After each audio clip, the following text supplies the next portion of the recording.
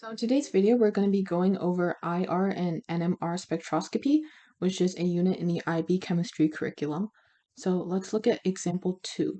So it's asking us to fill this table according to ethyl ethanoate.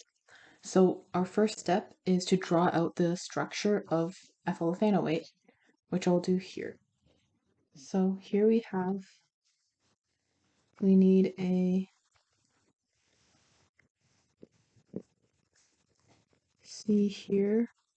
Remember, ethyl means 2 carbons. So this is the ester part of it. And then our alkyl group.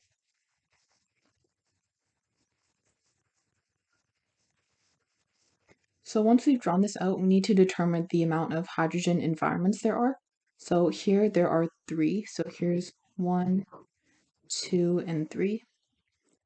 So what I'll do is I'll just label these C, B, and A just for clarity. So I'm going to go ahead and actually use the data booklets for this one. So if we look at the actual shift over here, we need to use section 27 of the IB data booklet for chemistry. So in our first row, it says 2.038. So we're going to go up here and look for the range that 2.038 falls under. And I see that it falls over here, which makes sense. And we need to check with which hydrogen environment it corresponds to. So it's very important to look at the bolded H over here. This H is connected to a carbon, which is connected to the carbon of the ester. So that means that our very first environment is C, because these hydrogens are connected to a carbon, which is connected to the carbon of the ester group. Now let's look at the second row, 4.119. We're going to go back up to section 27 and look for the range that it falls under, which is this one over here.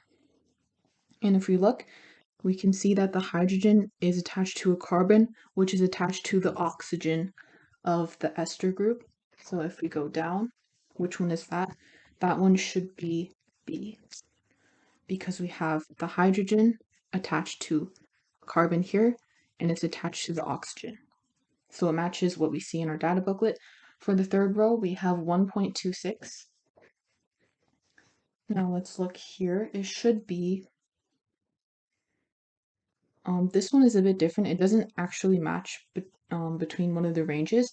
So we need to look at the structure of it first. So if we look here, it's just an alkane.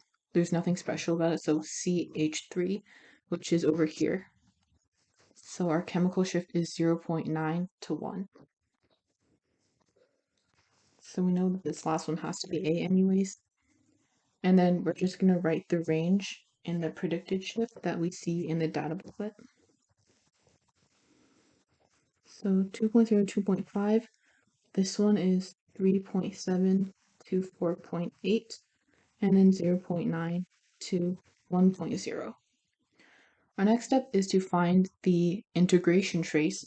So what this means is the amount of hydrogens that are attached onto that certain environment. So for environment C, we have 1, 2, 3 hydrogens, so our integration trace is 3.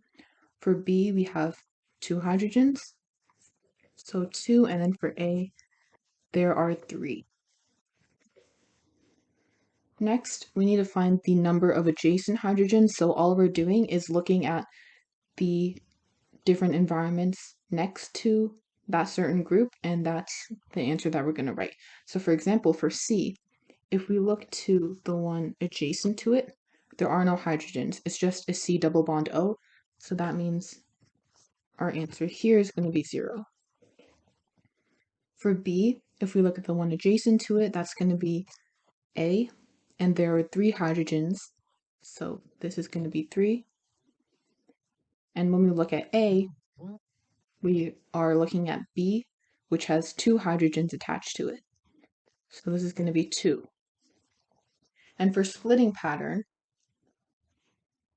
what we need to do here is all we're doing is adding 1 from the previous row.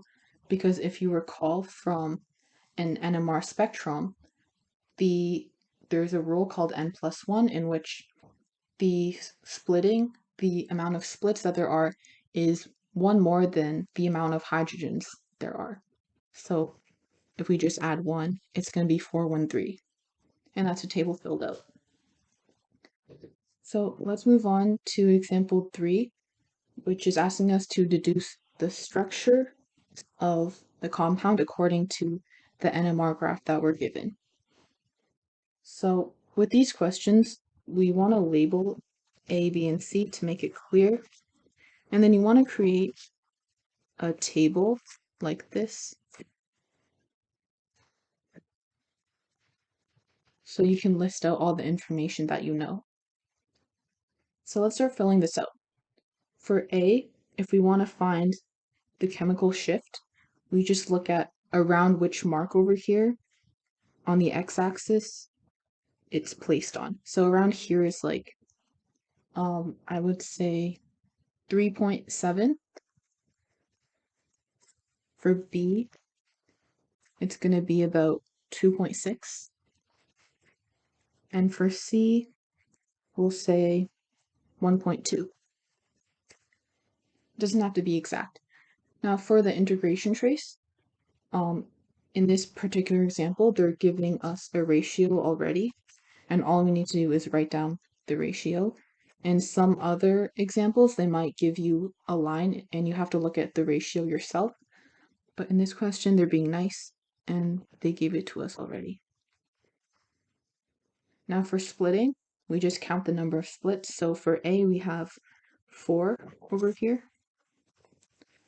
For B, we only have 1. And for C, we have 3 splits. So after that, we can actually draw out the structure now. So if we look at the splitting pattern, remember our rule, the n+1 rule. So that means that the number of neighbors is going to be 1 less than the splitting. So for 4, there's 3 neighbors. For 1, it's going to be 0, and then 3 is going to be 2. So if we look at the integration, that tells us the number of hydrogens there are. So if we draw this out, we can say on A there are 2 hydrogens. On C there are 3 hydrogens. And on B there's only 1 hydrogen. So I'm just going to write that like that for now. This can change later, so I'll label these again. A, B, and C. And now we're ready to draw. So we notice that the split on the split on A actually has the most neighbors. So there's 3 neighbors, which means that it's going to be adjacent to C over here. Because if there's 3 neighbors, we want it to be adjacent to the 3 hydrogens that are present on C. So how do we draw that? We're going to draw A next to C. So that automatically tells us that C will be at the end, obviously, because of the 3 hydrogens, and then A is next to C.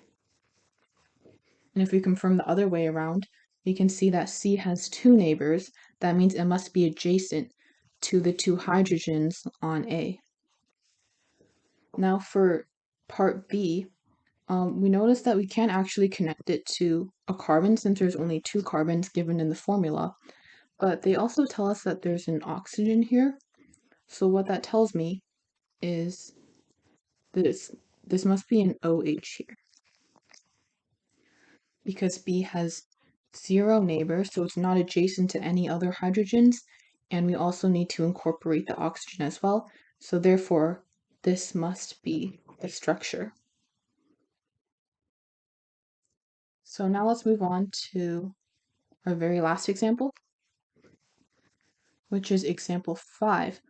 So here they're giving us the formula, and we also have an IR spectrum here and an NMR spectrum. So let's look at the IR spectrum first. So this big peak over here is around the 1700 area. So we're actually going to use section 26 of the IB booklet. And that tells us from 1700 to 1750 it's going to be a C double bond O. So let's go back. Let's also look at this peak over here, which is around the 300 region. And like going back here, we can see that this falls under here, this region, which is the C to H region. And also, you can see it also falls under here, but if we look at the description, it says strong and very broad, but our signal here is not broad at all. It's strong, but it's not broad, so that means it can't be an alcohol, or the OH, sorry. It has to be CH. Now let's look at the NMR spectra. This is going to be the same step as before. So I'll label this A, B, and C. And then what we'll do is create the same chart that we had. So I'm going to write A, B, C, chemical shift, integration, and the split. So looking at A, let's approximate what the chemical shift is first. This is going to go down here, which is about, I'll say 2.5. For B, it's around 2.1. And then for C, I'll say 1.0. Now for the integration, we just need to look at the ratios here that they gave us and directly copy it down. So it's going to be 2, 3, 3. And then our splitting, just count the number of splits that each category has. So for A, we can notice that there are 4. So our split is 4. For B, there's only 1. And for C, there's 3. So what does this tell us? The number of splits means there's 1 less number of neighbors. So 3 neighbors, 0 neighbors, and 2 neighbors. So now we're ready to draw. So remember, our integration tells us the number of hydrogens there are in that environment. So for A, we can write this like so. For B, there are 3 hydrogens.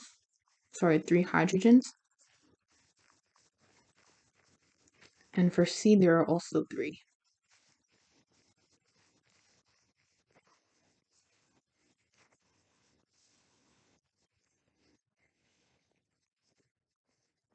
So I'll label these A, B, C.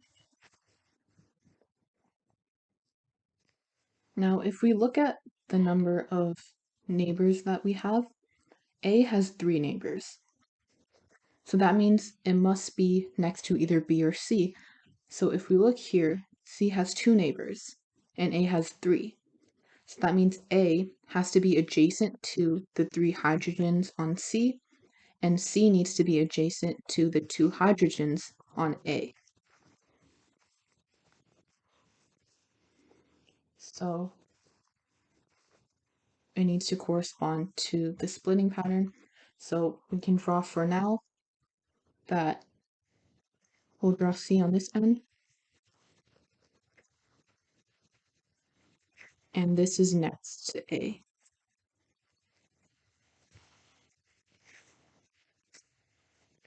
Now, what do we do about B?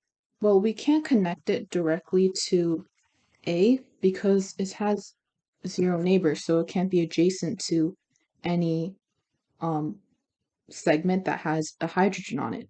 Well, if we look back at our formula that they gave us, we have 4 carbons and an oxygen. So as you can see here, we only have 3 carbons, so there must be an extra carbon and oxygen that will connect segment B to the rest of the compound. So we'll draw B here, and then there's something mystery that's connecting the two. Well, if we look here, we're still missing a carbon and we're still missing an oxygen. So what does this tell us? It's probably going to be a ketone over here.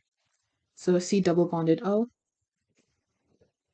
And if we look back at the IR spec, we can see that we have a C double bond O and a C connecting H, which directly matches the compound we drew over here. So that's it for this video, and thanks for watching.